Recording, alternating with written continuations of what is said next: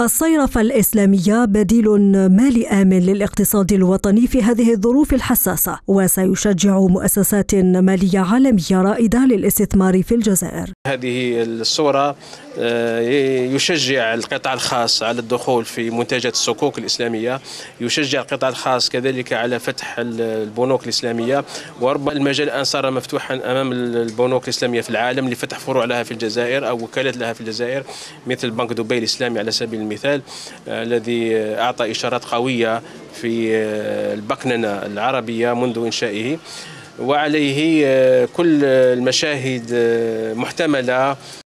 بنك السلام وسلامة للتأمينات مؤسسات مالية كانت السباقة للدخول في الصناعة المالية الإسلامية وتقديم عروض تنافسية ستشمل حتى دعم الشركات الناشئة والمتوسطة.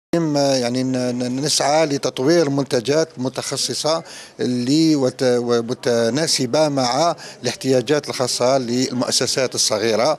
يعني لدينا تجربة سابقة مثلا في التعاون مع بعض الجمعيات الخيرية في تقديم تمويلات مصغرة للفئات المجتمعية المحتاجة مثلا مثل الأرامل واليتامى. إلى جانب توسيع رأسماليات المؤسسات المالية ستتدعم بورصة الجزائر وتتفاعل معاملاتها. هو البحث عن نظام تمويلي جديد يتماشى مع يعني الرهان الحالية والمستقبلية للجزائر، وبالتالي البورصة ممكن أنها تلعب دور أساسي في تمويل الشركات وبالتالي تمويل الاقتصاد.